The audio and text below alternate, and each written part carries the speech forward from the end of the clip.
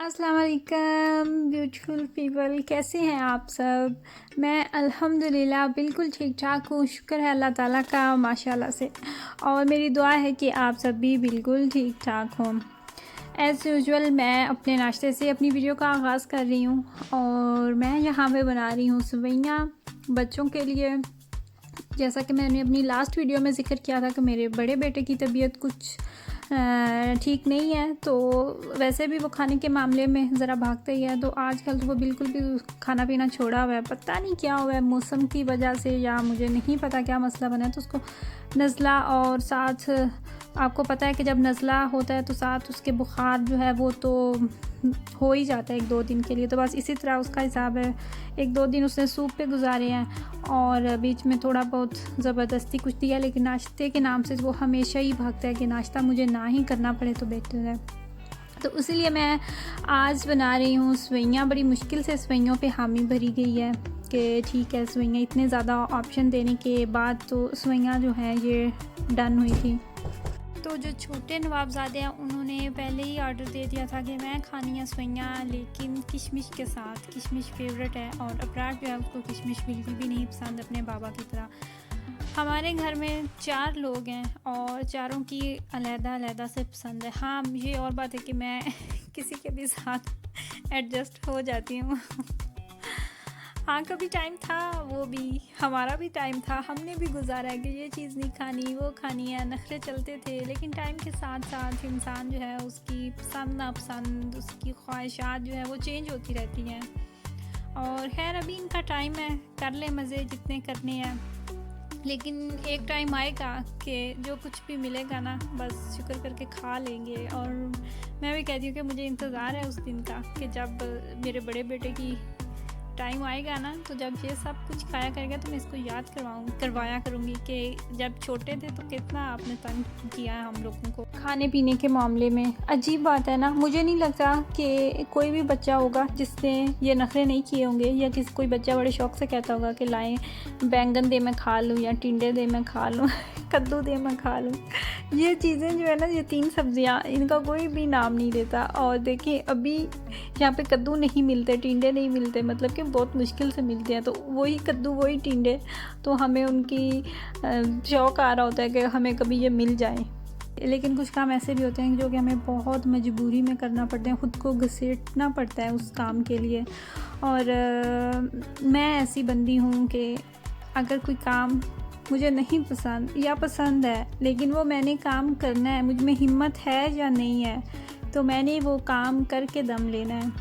मतलब ये कि मैं अपनी बहुत कम सुनती हूँ, अपने दिमाग की सुनती हूँ मैं ज़्यादा, दिल की मैं कहाँ। कई हैं ऐसे बातें, कई मामलात हैं ऐसे जिनमें मैं दिल की भी सुनती हूँ। कहते हैं ना कि ज़िंदगी में हमेशा दिमाग की नहीं सुने, दिल की भी सुने। और दिल की सुननी भी चाहिए, सिर्फ दिमाग से काम नहीं लेना चाहिए। और मैंने एक दफ़ा बात पढ़ी थी एक, कि डरे उन लोगों से जिनके दिल में भी दिमाग होता है। इस बात की गहराई तक तो आप पहुंच चुके होंगे, आपको समझ तो आ चुकी होगी कि ये बात करने का पीछे मकसद क्या है, रीज़न क्या है। और ये तो मैंने आपको बताया नहीं कि मैं कर क्या रही हूँ जी। मैं यहाँ पे पर्दा प्रेस कर रही हूँ, कमरे की जो है वो मैं सेटिंग करने वाली हूँ। सेटिंग क्या, चेंज मैं करने वाली हूँ कमरे को एक दफ़ा। पहले वाले पर्दे जो हैं वो मैं उतार दूँगी और नए वाले जो पर्दे हैं उनको मैं प्रेस कर लूँगी। वॉश करके मैंने रखा हुआ था और इनमें काफ़ी ज़्यादा सिलवटें आ चुकी हैं और बहुत मुश्किल लगता है। वही बात फिर यहाँ पे आ गई कि दिल ने तो कहा रहने दो, दिमाग ने कहा नहीं ये करना है तो बस करना है, जितना भी मुश्किल लगे। बेडशीट प्रेस करने वाली है तो उसको भी प्रेस करना है, पर्दे करने वाले हैं तो इसको भी करना है। ये होती है ना इन बातों में, हमारे लेडीज़ का पास कोई और ऑप्शन नहीं होता, जो करना है बस करना है। अच्छा, पहले मैं आपको एक दफ़ा हालत दिखा दूँ कि कमरा किस तरह का है। ये पर्दे लगे हुए हैं और ये जो मैंने अभी प्रेस करके रखी हैं, और ये वाली बेडशीट है। पंखा पड़ा हुआ है साइड में, क्योंकि आजकल पंखे की ज़रूरत पेश आ रही है, तो ये चलता है। इसकी हवा कम होती है लेकिन जितनी होती है यहाँ पे काफ़ी है। और यहाँ पे जी मैं काम में लग चुकी हूँ। और जो पर्दे उतारने वाला काम है वो तो इतना मुश्किल नहीं है, लेकिन आप यकीन कीजिए जो पर्दे बाद में लगाने वाला काम है ना वो बहुत मुश्किल है, इतना ज़्यादा टाइम लगता है ना, और बस थक ही जाती हैं डाल डाल के उनको, चुटकियाँ उसकी जो होती हैं।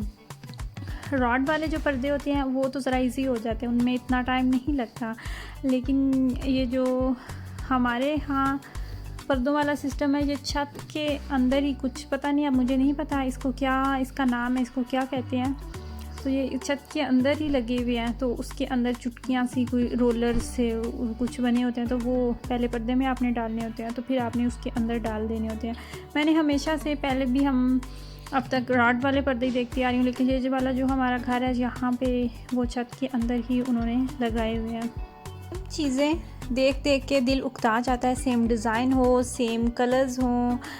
कपड़ों के मामले में बात आए, जूता हो, कुछ भी हो, आपको पता है कि दिल चढ़ जाता है। जूता है वो टूटने का नाम नहीं ले रहा, तो बचपन में तो उससे छुरी लेके निपट लिया जाता था लेकिन अब हम उससे आगे तरह के पर्दे रखे हुए हैं जो सिर्फ बेडरूम के लिए हैं, और बेडशीट्स तो इतनी ज़्यादा है। मैं सोच रही हूँ कि मैं जल्दी ही आप लोगों के साथ अपनी बेडशीट कलेक्शन जो है वो भी शेयर करूँ, उस पर भी मैं एक वीडियो बनाऊँ, अच्छा लगेगा। और वो चेंज करती रहती हूँ, फ्रेश सा फील होता है, 1-2 दिन के लिए अच्छा गुजर जाता है।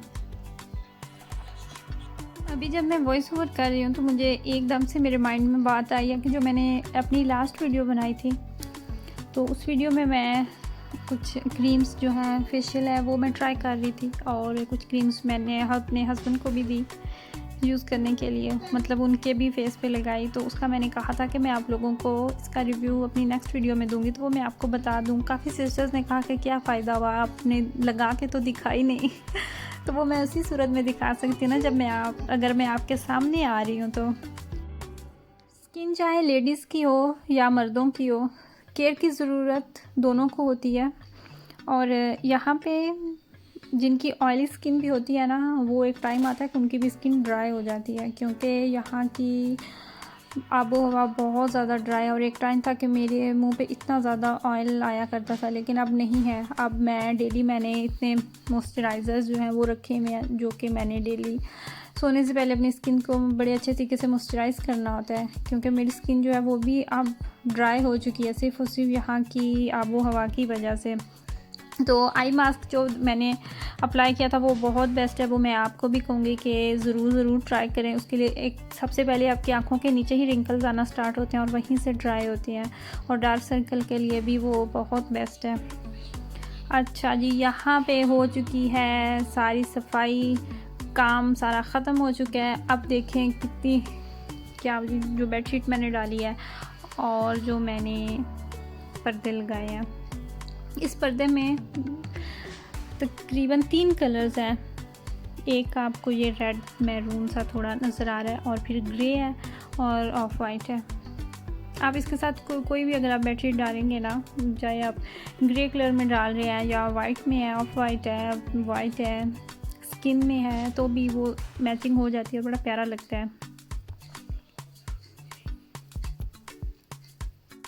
कमरे की साफ़ सुथराई करते हुए मुझे काफ़ी ज़्यादा टाइम लग गया था, तकरीबन आधा दिन मेरा यहीं पे निकल गया था।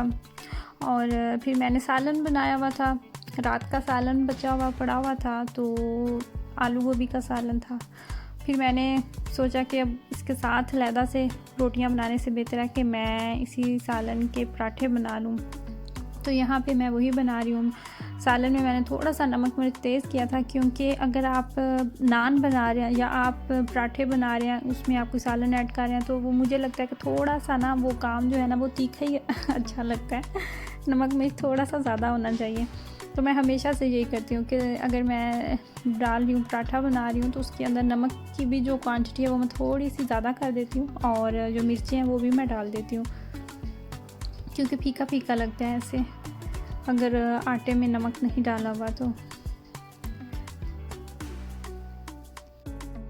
ईद भी आने वाली है और कुछ ही दिन रह चुके हैं ईद में भी, तो मुझे ये था कि एक दफ़ा मैंने कमरे की जो है वो डिटेल में सफाई करनी थी। बाकी तो मैंने तमाम जो है वो सफाई मैं कर चुकी हूँ। फ्रिज जो है उसको भी मैंने क्लीन कर लिया था, बाकी डस्टिंग, दरवाजे, सब कुछ मैंने जो है वो साफ़ कर लिया था। और खिड़कियाँ जो होती हैं वो मैं साथ साथ मेरी कोशिश होती है कि मैं उन्हें साफ़ करती रहूँ। और फिर एक ही काम बचा था कि पर्दे मैंने चेंज करने थे, और बेडशीट जो है उसको मैंने चेंज करना था।